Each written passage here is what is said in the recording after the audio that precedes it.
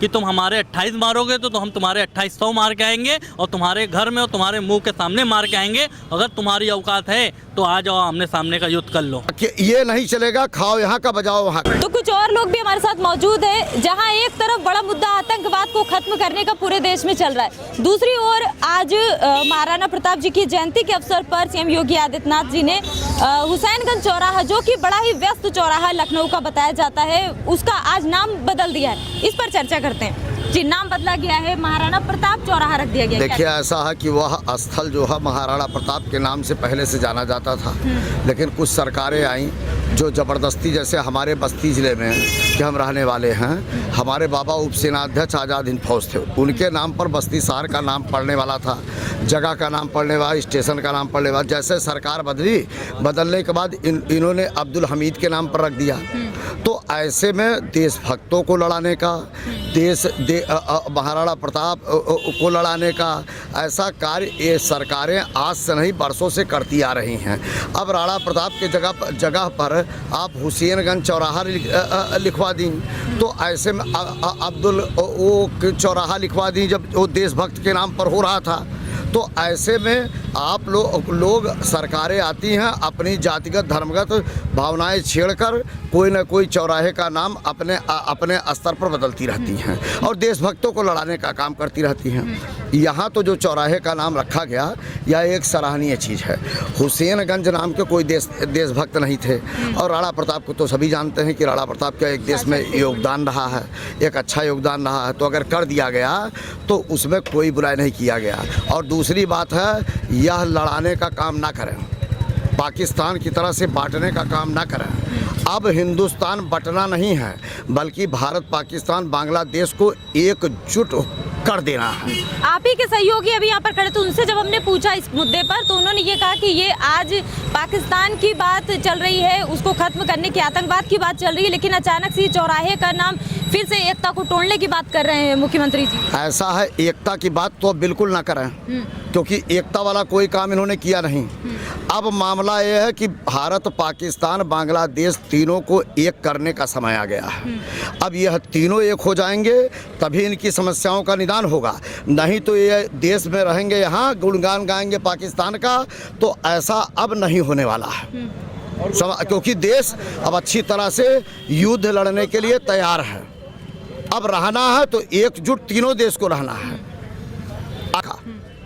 लेकिन इस पर लोग ये भी तो सवाल उठा रहे हैं कि जब पुराने नाम ये सदियों पहले के नाम है, अब ऐसी क्या जरूरत पड़ गई कि चेंज करना? पहले के नाम है, औरंगजेब ने सभी हिंदुओं को मुस्लिम में कन्वर्ट कर दिया था। तो पता चला जो मुस्लिम हो गए तो पता चला वो सदियों की बात हो गई कि नहीं हो गई। लेकिन सदियों की बात होने के बाद वो अपना कन्वर्जन किए नहीं किए। तो ऐसे में देखिए, अब जो मजबूत जहाँ होता है वो अपना जाति पर परिवर्तन, धर्म परिवर्तन करता रहता है। ये कोई कहने की बात नहीं है। अब आज योगी जी की सरकार है, योगी जी को किसी ने बताया कि राणा प्रताप के नाम पर यहाँ बहुत कुछ हुआ है, या राणा प्रताप का यह कर्मभूमि रहा या क्या रहा है, हम नहीं जानते ज़्यादा। तो ऐसे में योगी जी अब चेंज कर दिए, इनकी सरकार आई। तो ये इतना बड़ा क्वेश्चन नहीं है जितना बड़ा क्वेश्चन ये बनाने की कोशिश कर रहे हैं। ये बनाने की कोशिश कर रहे हैं कि पाकिस्तान बांग्लादेश तीनों को एक करने की कोशिश करें। राजनीति धर्मगत आधार पर अब पार्टियां राजनीति करना छोड़ दें, क्योंकि अब ये चलने वाला नहीं है। जिस दिन सेनाओं को समझ में आ गया उस दिन एक पार्टियां नहीं छोड़ेंगे। अच्छा, और भारत में रहना तो भारत का ही रहना है। अच्छा, भारत की ओर से सिंदूर, अब बात कर लेते हैं आतंकवाद की।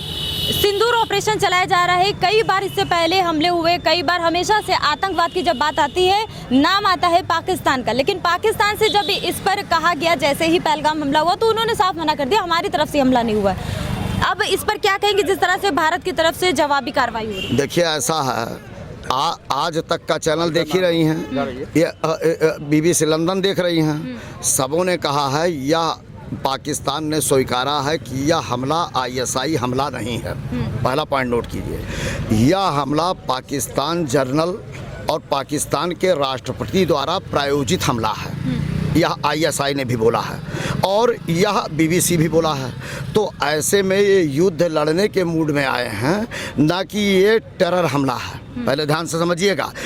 और यहाँ मोदी जी भी गुमराह ना करें कि ये टेरर हमला है, ये लड़ने के लिए हमला किया गया है। अब लड़ने के लिए हमला किया तो आप लड़ाई कीजिए, ना कि इसको टेरर हमला, ये हमला, वो हमला बताकर देश की जनता को गुमराह कीजिए और लड़ाई से पीछे हटिए। आप लड़ाई लड़िए और लड़ाई लड़कर हम तो यही कहेंगे कि जिस तरह से भारत, संयुक्त भारत देश आज़ादी से पहले था, उसी तरीके से बांग्लादेश, पाकिस्तान, भारत एकजुट होना चाहिए। ऑपरेशन सिंदूर चलाया जा रहा है, कितना सहमत है? देखिए, ये तो जिस तरीके से पाकिस्तानियों की सामने आमने करने के, युद्ध करने की औकात नहीं है, और इनकी 7 पुश्तें भी अब ये जान चुकी हैं कि अब ये हिंदुस्तान से अब हम लोग मुकाबला नहीं कर सकते। जिस तरीके से भुखमरी का वहाँ पे दौर है, जिस तरीके से वहाँ के लोग रो रहे हैं, तरस रहे हैं हर एक चीज़ के लिए, वो क्या हिंदुस्तान से युद्ध करेंगे? आटे के लिए जो देश तरस रहा हो वो युद्ध कैसे कर सकता है? किसी और की गोदी में बैठ के आप जो बड़ी बड़ी डींगे हाँक रहे थे, उसका दिया हुआ सामान तो चला नहीं। चाइना का सामान है, बच्चों का खिलौना था, दिया था, उसको देख के उछल ले थे कि हम हिंदुस्तान पे हमला कर देंगे, हिंदुस्तान को हरा देंगे। वो ज़्यादा देर तक टिका ही नहीं।